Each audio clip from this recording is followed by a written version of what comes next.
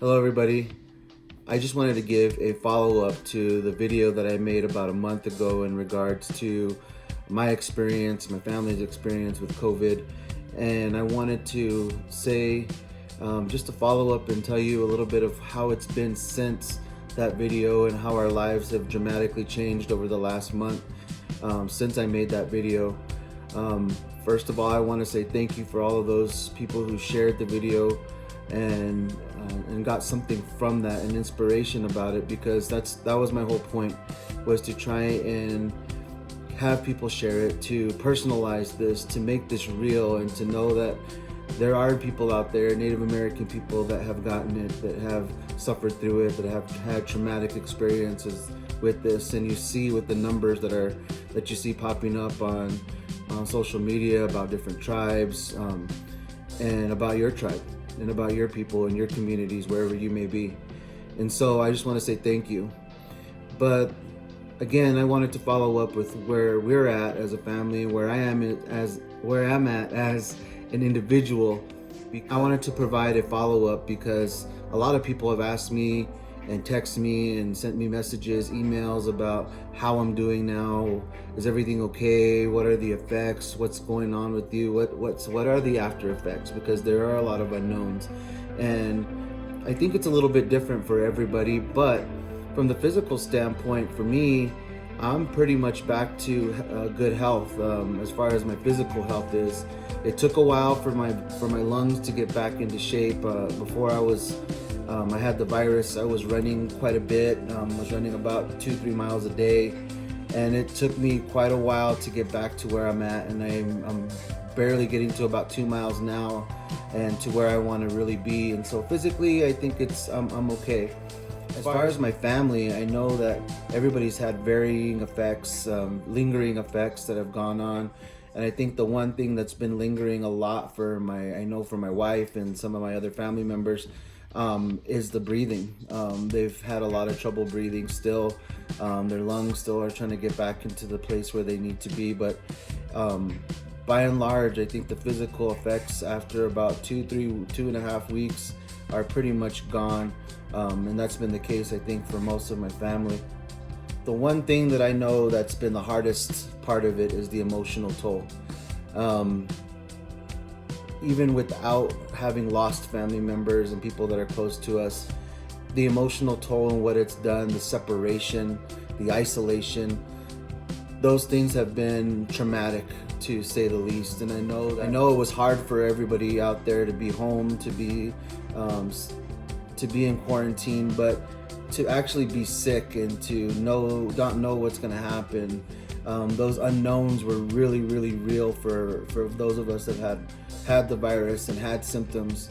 And that was hard, and I think that part is still hard. I know that will be one of the lasting effects, is the emotional trauma that it's put on us. And I think it's something that can't be ignored, and nor should it be. I think these are some things that are going to have some lasting effects for some people, and especially for Native people, because of the way that we live, the communities that we come from, and the way that we interact with everybody. That's going to be a huge part of our trauma, but also something that we need to look at from a recovery standpoint.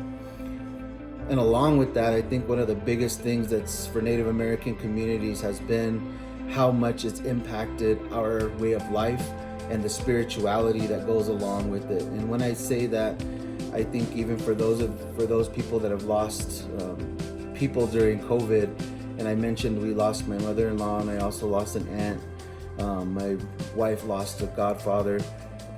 And one of the things that's the hardest is in our communities, that because of quarantining, because of social distancing, the isolation part, we couldn't have the ceremonies and the things that we usually do to bring closure, to send them home, to do what we need to do to heal not only ourselves, but to send their spirits home. And that's something that's been really rough and really tough, to not be able to have community there, family there, to be able to support you, to hug you, to give you that one-on-one love, to be able to cry on somebody's shoulder, for somebody to give their condolences and give that heartfelt love to the family like we usually do in our communities. That was missing, and that's been a missing component in a lot of our communities. And it's hard and it's rough. Even for me, my aunt who passed away, I never was able to say goodbye to her. Was never able to go and hug the family. Was never able to go and talk directly with my family and sharing that experience and that healing. And that's hard. And death is hard in any way. But I think from the way that we do our spirituality and the way that we do it in our communities, because we're so close knit, that's something that is missing. And I hope that we can start to heal from these things. And I know it's part of the healing process that we need to start to take on, but it makes it and compounds it and makes it that much harder to deal with some of these traumas and the losses and the things that we've experienced as Native American people, but also for me and my family. So now I know that as other Native American communities are being affected slowly, I hope that it doesn't run rampant like it's done in small communities like Zia or San Felipe, Pueblo, or in Navajo country. I just hope it doesn't, and I hope that the proper measures are taken into consideration. But I know that people have been reaching out to me from other communities. It's like I said, it doesn't discriminate. It doesn't have its favorites. It doesn't have people that it avoids. It's out there, and I think that's something that we really need to be aware of. And especially now that things are starting to reopen, and that's the scary part about this reopening, is that there are so many unknowns about how and where. I know that there's guidance and there's things, but there's no concrete proof at this point of how this is transmitted, how people are contracting it. Like I said, I have no idea how I contracted it. And so there are unknowns out there, and as we start to reopen, I just want to remind people that just because things are reopening doesn't mean that the virus is gone and that you can't get it. And there's still possibilities out there. And yes, it's great to not live in fear. I totally get that, to take some risks and all that.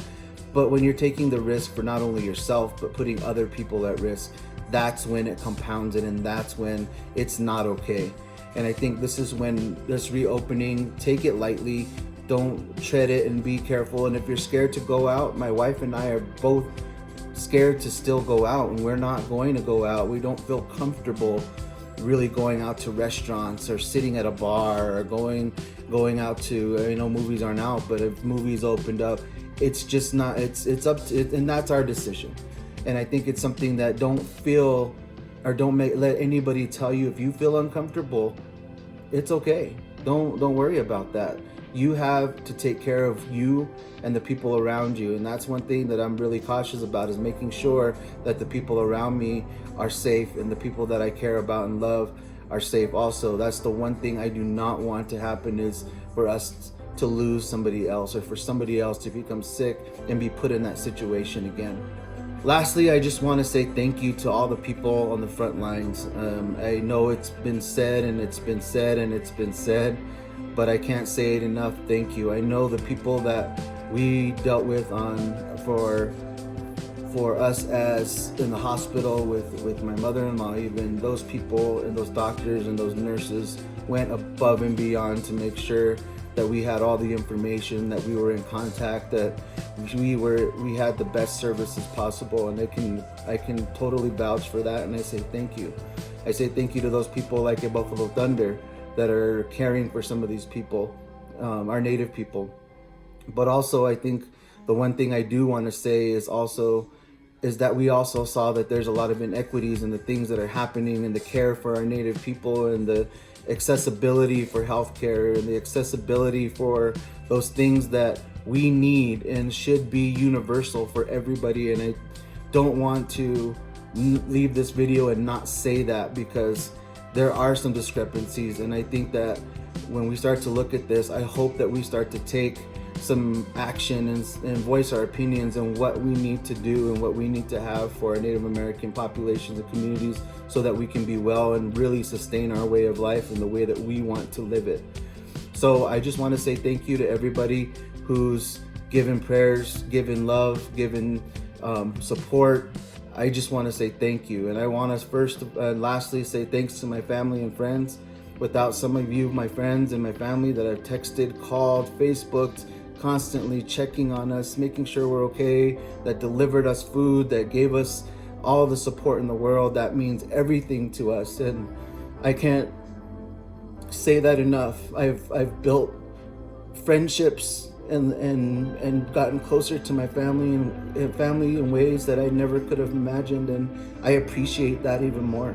So I want to say thank you to all of you guys out there, and stay safe. Please be kind to one another and be respectful of one another. And I hope that none of this affects you guys, and I pray that it doesn't.